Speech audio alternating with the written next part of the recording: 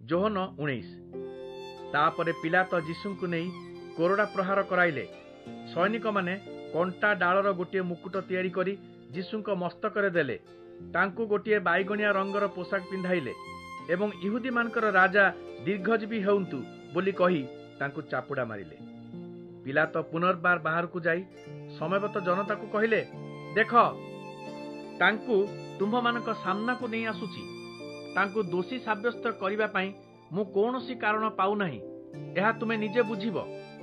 ବାଇଗଣିଆ ପୋଷାକ ଓ କଣ୍ଟା ମୁକୁଟ ପିନ୍ଧି ଯୀଶୁ ବାହାରକୁ ଆସିଲେ ଏବଂ ପିଲାତ ଜନତାଙ୍କୁ କହିଲେ, ଦେଖ, ଏଇ ସେହି ବ୍ୟକ୍ତି।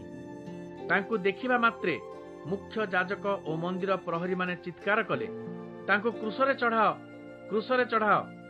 ପିଲାତ ସେମାନଙ୍କୁ କହିଲେ, ତୁମେମାନେ ତାଙ୍କୁ ନେଇଯାଇ କ୍ରୁଶରେ ଚଢ଼ାଅ। ତାଙ୍କୁ ଦଣ୍ଡ ଦେବା ପାଇଁ ମୁଁ କୌଣସି କାରଣ ଦେଖିପାରୁନାହିଁ। ଲୋକମାନେ ଉତ୍ତର ଦେଇ କହିଲେ, ଆମ ଶାସ୍ତ୍ର ବ୍ୟବସ୍ଥା ଅନୁଯାୟୀ ସେ ମରିବା ଉଚିତ, କାରଣ ସେ ନିଜକୁ ଈଶ୍ୱରଙ୍କ ପୁତ୍ର ବୋଲି ଦାବି କରିଛି।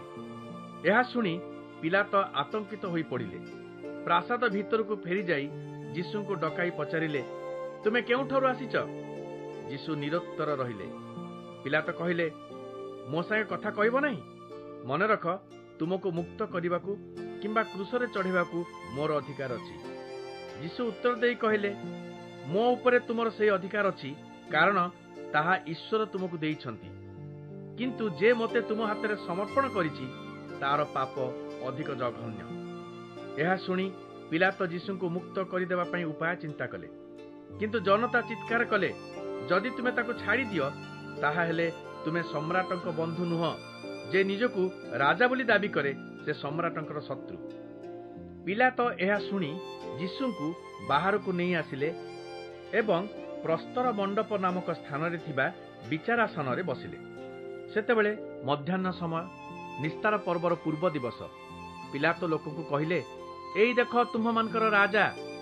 କିନ୍ତୁ ସେମାନେ ଚିତ୍କାର କଲେ, ତାକୁ ମାରିଦିଅ, ମାରି ପକାଅ, ତାକୁ କ୍ରୁଶରେ ଚଢ଼ାଅ। ପିଲାତ ପଚାରିଲେ, ମୁଁ ତୁମ ରାଜାଙ୍କୁ କ୍ରୁଶରେ ଚଢ଼ାଏ, ଏହା କଣ ତୁମେ ଚାହଁ? ଯାଜକମାନେ ଉତ୍ତର ଦେଲେ, କେବଳ ସମ୍ରାଟ ହିଁ ଆମର ଏକମାତ୍ର ରାଜା।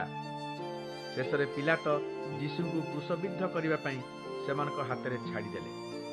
ତାପରେ ଯୀଶୁଙ୍କୁ ସେମାନେ ନେଇଗଲେ। ଯୀଶୁ ନିଜର କ୍ରୁଶ ବହନ କରି ଗଲଗଥା ବା ଖପୁରୀ ଆକାର ପାହାଡ଼ ସ୍ଥାନରେ ଆସି ପହଞ୍ଚିଲେ। ସେଠାରେ ସେମାନେ ଯୀଶୁଙ୍କୁ କ୍ରୁଶବିଦ୍ଧ କଲେ। ତାଙ୍କୁ ମଝିରେ ରଖି ତାଙ୍କ ଦୁଇ ପାର୍ଶ୍ୱରେ ଅନ୍ୟ 2 ଜଣ ଲୋକଙ୍କୁ କ୍ରୁଶରେ ଚଢ଼ାଇଲେ। ପିଲାତ ଗୋଟିଏ ବିଜ୍ଞପ୍ତି ପତ୍ର ଲେଖି ଯୀଶୁଙ୍କ କ୍ରୁଶ ଉପରେ ଟଙ୍ଗାଇ ଦେଲେ। ସେଥିରେ ଲେଖାଥିଲା, ନାଜରୀତୀୟ ଯୀଶୁ, ଇହୁଦୀମାନଙ୍କର ରାଜା। ଅନେକ ଲୋକ ଏହା ପଢ଼ିଲେ, କାରଣ ଯୀଶୁ ଯେଉଁଠାରେ କ୍ରୁଶବିଦ୍ଧ ହୋଇଥିଲେ ତାହା ସହର ନିକଟରେ ଥିଲା। ବିଜ୍ଞପ୍ତି ପତ୍ରଟି ହିବ୍ରୁ, ଲାଟିନ୍ ଓ ଗ୍ରୀକ୍ ଭାଷାରେ ଲେଖାଯାଇଥିଲା। ମୁଖ୍ୟ ଯାଜକମାନେ ଆପତ୍ତି କରି ପିଲାତଙ୍କୁ କହିଲେ, ସେ ଇହୁଦୀମାନଙ୍କ ରାଜା ବୋଲି ନ ଲେଖି ସେ କହୁଥିଲା ମୁଁ ଇହୁଦୀମାନଙ୍କର ରାଜା, ଏକଥା ଲେଖନ୍ତୁ। କିନ୍ତୁ ପିଲାତ ଉତ୍ତର ଦେଲେ, ମୁଁ ଯାହା ଲେଖିଛି ତାହା ସେହିପରି ଲେଖା ରହିବ। ଯୀଶୁଙ୍କୁ କ୍ରୁଶବିଦ୍ଧ କରି ସାରିବା ପରେ 4 ଜଣ ସୈନିକ ତାଙ୍କର ବସ୍ତ୍ର 4 ଭାଗ କରି ବାଣ୍ଟି ନେଇଗଲେ। କିନ୍ତୁ ଯୀଶୁଙ୍କ ଉତ୍ତରୀୟଟି କୌଣସି ସ୍ଥାନରେ ଯୋଡ଼ା ନ ହୋଇ ସମୁଦାୟ ବୁଣା ହୋଇଥିଲା।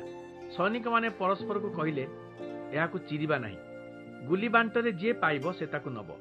ଏହି ଘଟଣାରେ ଶାସ୍ତ୍ର ଲିଖିତ ଗୋଟିଏ କଥା ସଫଳ ହେଲା, ସେମାନେ ମୋର ବସ୍ତ୍ର ସବୁ ଭାଗବାଣ୍ଟ କରି ନେଲେ, ମୋର ଉତ୍ତରୀୟ ପାଇଁ ଗୁଲି ବାଣ୍ଟ କଲେ। ସୈନିକମାନେ ଠିକ୍ ଏହିପରି କଲେ। ଯୀଶୁଙ୍କ କ୍ରୁଶ ନିକଟରେ ତାଙ୍କ ମା, ତାଙ୍କ ମାଉସୀ କ୍ଲିଓପାଙ୍କର ସ୍ତ୍ରୀ ମରିୟମ ଓ ମଗ୍ଦଲିନୀ ମରିୟମ ଛିଡ଼ା ହୋଇଥିଲେ। ଯୀଶୁ ମାତାଙ୍କ ପାଖରେ ତାଙ୍କ ପ୍ରିୟ ଶିଷ୍ୟଙ୍କୁ ଠିଆ ହୋଇଥିବା ଦେଖି ମାଙ୍କୁ କହିଲେ, ଦେଖ, ଏ ତୁମର ପୁଅ। ତାପରେ ଯୀଶୁ ସେହି ଶିଷ୍ୟକୁ କହିଲେ, ଏ ତୁମର ମା। ସେହିଦିନ ଠାରୁ ଉକ୍ତ ଶିଷ୍ୟ ଯୀଶୁଙ୍କ ମାଙ୍କୁ ନିଜ ଘରକୁ ନେଇଗଲେ। ଯୀଶୁ ଜାଣିପାରିଲେ ସବୁ ବିଷୟ ସମ୍ପୂର୍ଣ୍ଣ ହୋଇଛି। କିନ୍ତୁ ଶାସ୍ତ୍ରୋକ୍ତ ଭବିଷ୍ୟବାଣୀକୁ ସଫଳ କରିବା ପାଇଁ ସେ କହିଲେ, ମୋତେ ତୃଷା ହେଉଅଛି। ସେଠାରେ ଅମ୍ଳ ରସପୂର୍ଣ୍ଣ ଗୋଟିଏ ପାତ୍ର ଥିଲା। ସେମାନେ ସେଥିରେ ଖଣ୍ଡେ ସ୍ପଞ୍ଜ ବୁଡ଼ାଇ ତାକୁ ବର୍ଚ୍ଛା ମୁନରେ ଲଗାଇଲେ ଏବଂ ଯୀଶୁଙ୍କ ମୁହଁ ପାଖକୁ ବଢ଼ାଇଦେଲେ। ଯୀଶୁ ତାହା ଗ୍ରହଣ କରି କହିଲେ, ସମାପ୍ତ ହେଲା। ଏହା କହି ସେ ମସ୍ତକ ନତ କରି ପ୍ରାଣତ୍ୟାଗ କଲେ। କ୍ରୁଶବିଦ୍ଧ ଲୋକମାନଙ୍କର ଗୋଡ଼ ଭାଙ୍ଗି ସେମାନଙ୍କର ମୃତ ଶରୀର ଗୁଡ଼ିକୁ କ୍ରୁଶରୁ ଓହ୍ଲାଇ ଆଣିବା ପାଇଁ ଇହୁଦୀ କର୍ତ୍ତୃପକ୍ଷମାନେ ପିଲାତଙ୍କୁ ଅନୁମତି ମାଗିଲେ।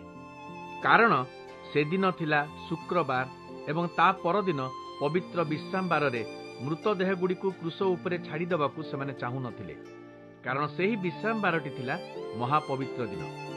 ତେଣୁ ସୈନିକମାନେ ଯାଇ ଯୀଶୁଙ୍କ ସହିତ କ୍ରୁଶବିଦ୍ଧ ହୋଇଥିବା ଅନ୍ୟ 2 ଜଣ ଲୋକର ଗୋଡ଼ ଭାଙ୍ଗିଦେଲେ। କିନ୍ତୁ ଯୀଶୁଙ୍କ ନିକଟକୁ ଯାଇ ସେମାନେ ଦେଖିଲେ ସେ ମରିଯାଇଛନ୍ତି। ସେଥିପାଇଁ ସେମାନେ ତାଙ୍କ ଗୋଡ଼ ଭାଙ୍ଗିଲେ ନାହିଁ। ତଥାପି ଜଣେ ସୈନିକ ଯୀଶୁଙ୍କ ଶରୀରର ପାର୍ଶ୍ୱ ଦେଶରେ ବର୍ଚ୍ଛା ବିଦ୍ଧ କଲା ଏବଂ ସେଥିରୁ ଜଳ ଓ ରକ୍ତ ନିର୍ଗତ ହେଲା। ଜଣେ ପ୍ରତ୍ୟକ୍ଷଦର୍ଶୀ ଏହା କହିଛନ୍ତି, ସୁତରାଂ ଏହା ବିଶ୍ୱାସଯୋଗ୍ୟ। ସେ ଯାହା କହିଛନ୍ତି ସବୁ ସତ୍ୟ। ସେ ନିଜେ ସତ୍ୟବାଦୀ ବୋଲି ଜାଣନ୍ତି। ଏହି ଘଟଣା ଦ୍ୱାରା ଶାସ୍ତ୍ରୋକ୍ତ ଭବିଷ୍ୟବାଣୀ ସଫଳ ହେଲା। ତାଙ୍କର ଗୋଟିଏ ହେଲେ ଅସ୍ଥି ଭଗ୍ନ ହେବ ନାହିଁ।